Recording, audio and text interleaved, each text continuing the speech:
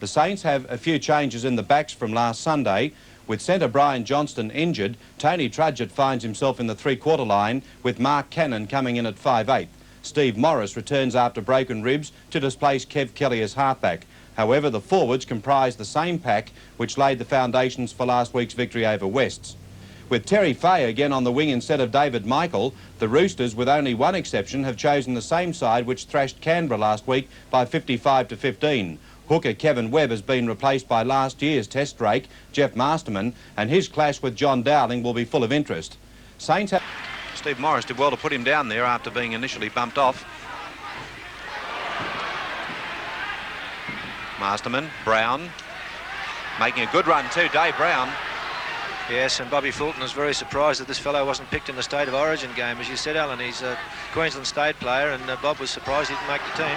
Here's Noel Cleal making another strong run. Just shows you the danger of this big fellow when he gets going.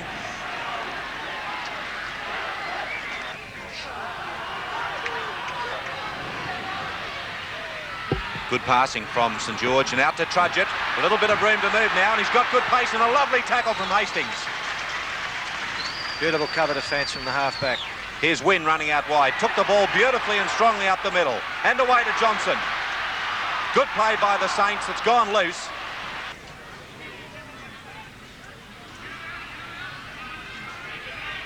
Another one for St George, and Stevie Morris is almost... He's there!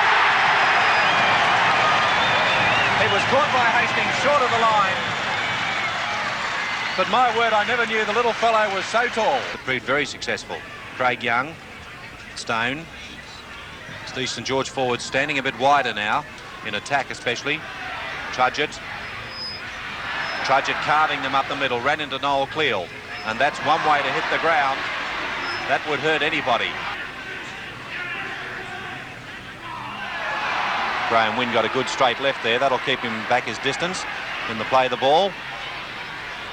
Hastings throwing it out wide. That's Warneke. Straight across field over the top, and it's gone to Gitto. Gitto showing a good turn of pace. Cannon after him, and a lovely tackle by Mark Cannon. But it's down to the quarter line. Here's East on the move. Ailiff. That's O'Reilly to Hastings.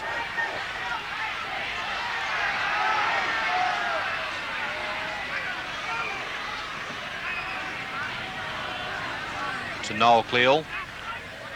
It's Ailiff. Back to Noel Cleal. Brother Les is standing there waiting for the ball to come to him. Noel Cleal's going to play it. About 18 metres out. Hastings. This is the sixth tackle coming up, so the bomb puts pressure on Johnson. He's dropped it. It's dropped it. And that could be a try, and it's a try. Try awarded to Ricky Walford. Johnson had it. He lost it. Ricky Walford on the spot has touched down. East's come back into the game, and it's 5-3. Ron Gitto levels the scores. 6 minutes into the second half. 7-point try because Robert Stone was involved with the referee, with the Ricky Walford after Walford had touched down. You saw in the replay of the try that when Walford touched down, Robert Stone came into his back over the top, and Danzy ruled a 7-point try, which gives Gitto now the penalty kick right in front. Gitto from right in front makes no mistakes. 7-5, East's lead, 8 minutes into the second half. On their own quarter line. Two controversial decisions within the space of a minute. Robert Stone in the sin bin. And Ricky Walford striding away. St George with 12 men. Stone having got a sentence of 10 minutes in the sin bin for that incident that led to the 7-point try. Walford.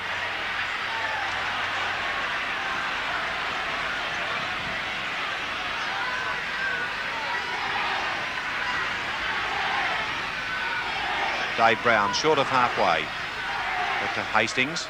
Line side is Warneke, a kick over the top, driving St George back. Johnson getting across, and it won't find touch. Warneke and Walford.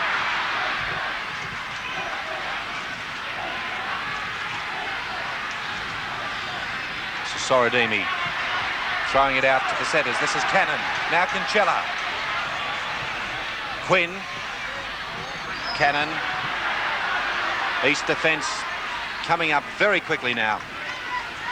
Yes, they're moving up very well, Eastern Suburbs, and on that occasion they had St George running sideways, and in fact they look very disjointed, St George. I think that 7-point try and the loss of Robert Stone has really shocked them. Well, this will shock them too, because Quinn's lost possession and Easts go back on the attack. O'Reilly, good strong tackle, that's Hastings. Pass there to Les Cleal.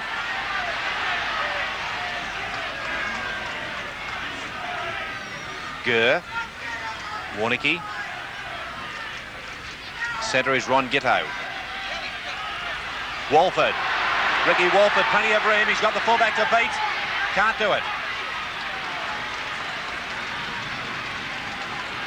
But they're only 8 metres out, Easts. Pressing for another try. Ailiff. Past Schubert. It's gone to Fay.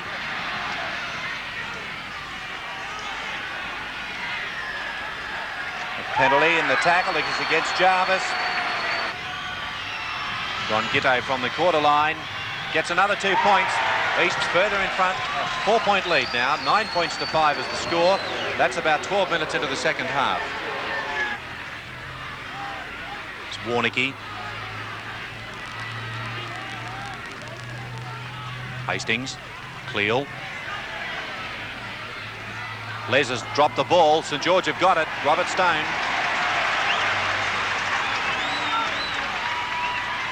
Dowling.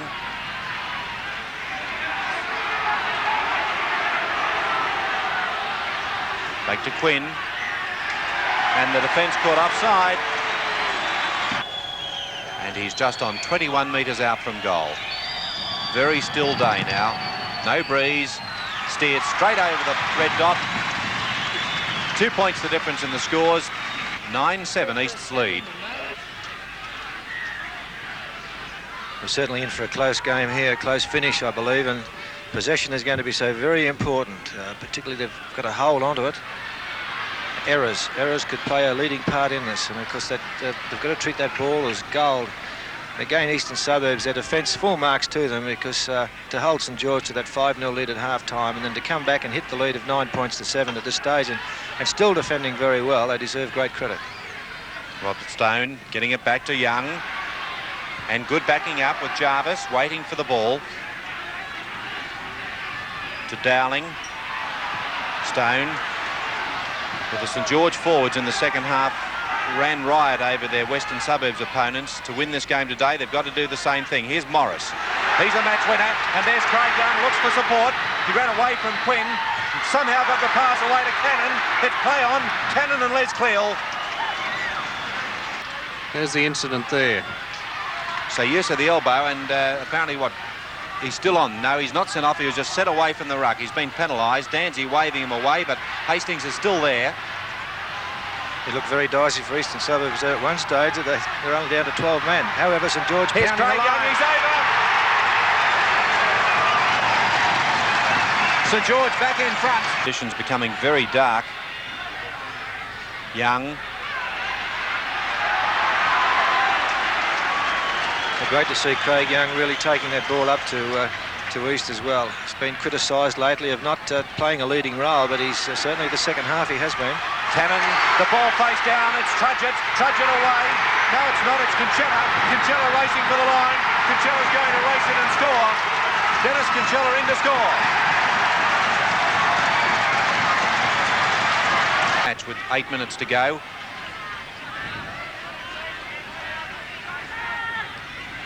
Wrap around, Hastings nearly through.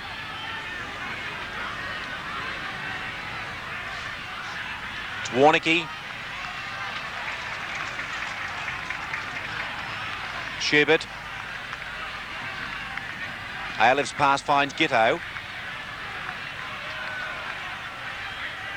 Barkley and O'Reilly. And Masterman's there. Good try. Play, there's Rocket Ready there in amongst it, and I'm told earlier before the game that he'll be available next week. Personally, I think he'd be very lucky to get in the first on their performances the way they've been going. Chris Walsh, Pat Jarvis, Graham Wynn, St George back row 3.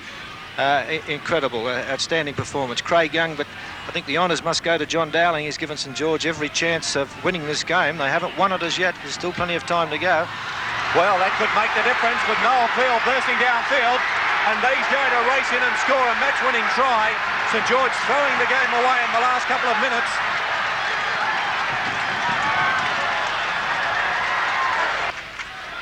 Giteau not able to convert the try.